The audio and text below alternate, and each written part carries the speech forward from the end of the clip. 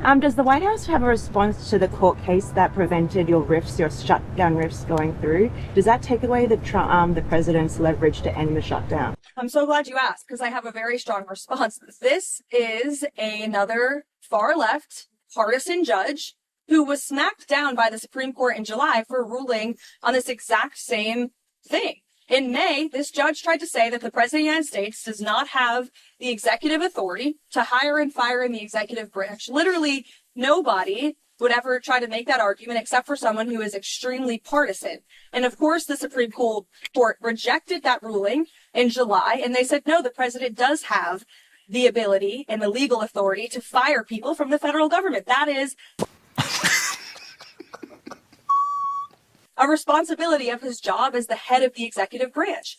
And so you have the same judge going back to the bench and ruling on the basis of politics. We are 100% confident we will win this on the merits of the law, and these layoffs are an unfortunate consequence of the government shutdown. We are now on day 16 of this Democrat shutdown. Democrats just voted again for the 10th time to keep the government closed and to keep the American people hostage. And we're seeing the consequences of it every day. We've had thousands of flights delayed and canceled.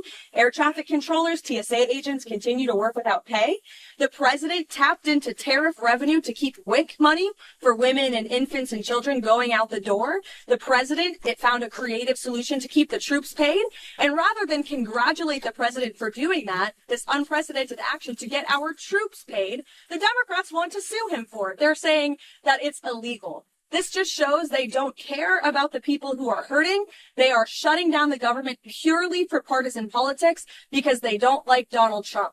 And the only people that are suffering from that are federal government employees who are being laid off from their jobs, who are not being paid for their jobs, our military, our federal law enforcement, and the American people who can't catch a plane with holiday season coming up because flights are being delayed and canceled. Democrats need to do the right thing. And I don't know if you guys caught the CNN town hall last night with AOC and Bernie Sanders, but I sure did. And it's very clear that they are now the leaders of the Democrat Party. And the Democrats are in complete disarray. And we hope a few moderate Democrats with some common sense will step up to the plate and do the right thing to vote to open the federal government. Karoline, thank you. Thank you, Caroline. I'll be damned.